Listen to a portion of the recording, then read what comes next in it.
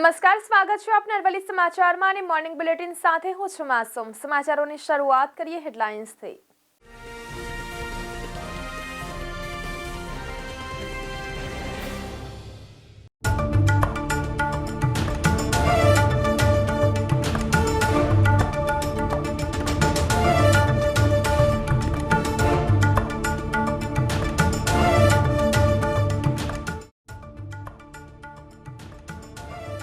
ગુજરાતની હાઈકોર્ટમાં 1,70,963 કેસ પડતર। રાજ્યની જિલ્લા અને નીચલી અદાલતોમાં કુલ 16,90,643 પડતર કેસનો આંકડો સામે આવ્યો। આગામી દિવસમાં ઠંડી સામાન્ય ઘટી શકે। તાપમાન 3.5 ડિગ્રી ગગડી 27.8 થતા દિવસે પણ ઠંડી।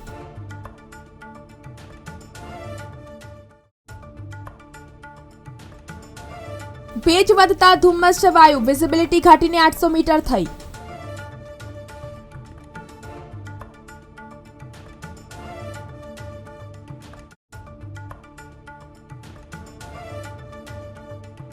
કોમર્સ આર્ટ્સ ફાર્મસીમાં ઓછા અનુભવીને ડીન બનાવતા એમએસયુનું શૈક્ષણિક મહાસંઘ મેદાને।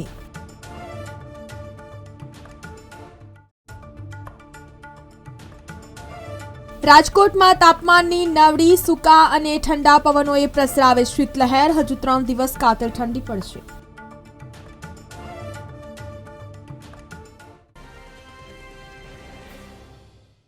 મહેસાણા શહેરમાં દિવસે ને દિવસે ઠંડીનો ચમકારો જોવા મળી રહ્યો છે।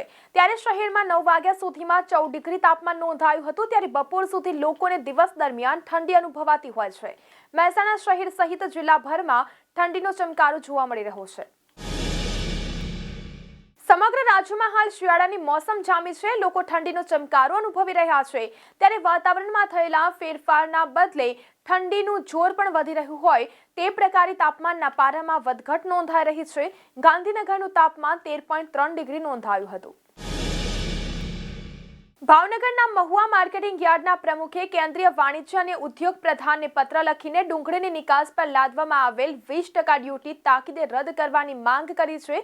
દિવસે ને દિવસે ઘટતા ડુંગળીના ભાવને લઈને મહુવા માર્કેટિંગ યાર્ડના પ્રમુખ વાણિજ્ય અને ઉદ્યોગ મંત્રીને પત્ર લખ્યો છે।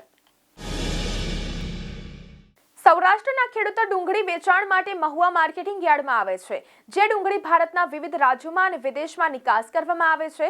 ડુંગળીની આવકો મોટા જથ્થામાં માર્કેટમાં આવી રહી છે। ડુંગળીના ભાવો હાલમાં ખેડૂતોને પ્રતિ 20 કિલોના રૂપિયા 200 થી 300 મળી રહ્યા છે। જે ભાવો ખૂબ જ નીચા છે। Green ride cycling group Ahmedabad અને જૂનાગઢ યુથ હોસ્ટેલના સહયોગથી તેમજ Bhavnagar cycle club, Junagadh riders, Junagadh cycling club અને વોકિંગ ક્લબના સહકારથી સાયકલ દ્વારા ગિરનાર પરિક્રમાનું આયોજન કરવામાં આવ્યું છે। ગુજરાતભરમાં રાણી લક્ષ્મીબાઈ આત્મરક્ષા પ્રશિક્ષણ પ્રોજેક્ટ અંતર્ગત સરકારી ઉચ્ચ પ્રાથમિક, માધ્યમિક અને ઉચ્ચતર માધ્યમિક શાળાઓની ધોરણ 6 થી 12ની કન્યાઓને સ્વરક્ષણ તાલીમ આપવાનું આયોજન ઘડવામાં આવ્યું છે।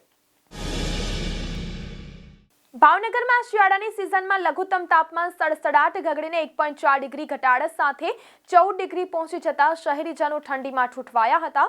પંથકમાં માત્ર એક જ રાતમાં પૂર્વોત્તર દિશામાંથી 12 કિલોમીટર પ્રતિ કલાકની ઝડપે હિમભર્યા પવનો ફૂંકાતા તાપમાનનો પારો સડસડાટ ગગડ્યો છે।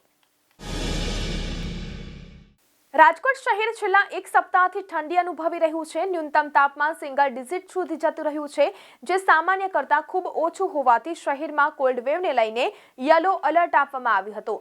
જો કે મહત્તમ તાપમાન 30 ડિગ્રી સેલ્સિયસથી વધુ રહેતા લોકોને બપોરના સમયે થોડી રાહત મળી હતી। એમએસ યુનિવર્સિટીમાં ડીનની નિમણૂકોમાં સિનિયોરિટી ધ્યાને લેવામાં આવી નથી। અખિલ ભારતીય શૈક્ષિક મહાસંઘે યુનિવર્સિટી સત્તાધીશોને નવી એજ્યુકેશન પોલિસીનો અમલ કરાયો ના હોવાના આક્ષેપો સાથે રજૂઆત કરી હતી। Commerce, arts, pharmacy, education, psychology ફેકલ્ટીમાં ઓછા અનુભવવાળા અધ્યાપકોને ડીન બનાવાયા છે। વેસ્ટર્ન ડિસ્ટર્બન્સથી પવનોની ગતિ ઘટી છે, જેના પગલે લઘુત્તમ તાપમાનમાં વધારો થયો છે અને મહત્તમ તાપમાન ઘટ્યું છે। શુક્રવારે ઠંડીમાં ઘટાડો થતાં ભેજનું પ્રમાણ વધતા ધુમ્મસ છવાયું હતું, જેના પગલે સવારે વિઝિબિલિટી ઘટીને 800 મીટર થઈ ગઈ હતી। ડિસેમ્બરના અંત નજીક આવતાની સાથે જ શહેરમાં ઠંડીનો વધુ એક રાઉન્ડ શરૂ થયો છે. શુક્રવારે દિવસનું તાપમાન 3.5 ડિગ્રી ઘટીને 27.8 ડિગ્રી નોંધાતા બપોરે પણ ગરમ વસ્ત્રો પહેરવા પડ્યા હતા. આગામી દિવસોમાં ઠંડી સામાન્ય ઘટી શકે છે. અત્યારે ગુજરાત હાઈકોર્ટમાં 1,70,963 જેટલા કેસ પડતર છે, જ્યારે રાજ્યની જિલ્લા તથા નીચલી અદાલતોમાં 16,90,643 કેસ પડતર છે. રાજ્યસભાના સાંસદે પૂછેલા એક પ્રશ્નના જવાબમાં કેન્દ્રીય કાયદા અને ન્યાય તેમજ સંસદીય બાબતોના રાજ્યમંત્રી અર્જુન રામ મેઘવાલે 19 ડિસેમ્બર 2024ના રોજ રાજ્યસભાને આ માહિતી પૂરી પાડી હતી. તો આ સાથે મોર્નિંગ બુલેટિનમાં અત્યારે બસ આટલું જ. નમસ્કાર.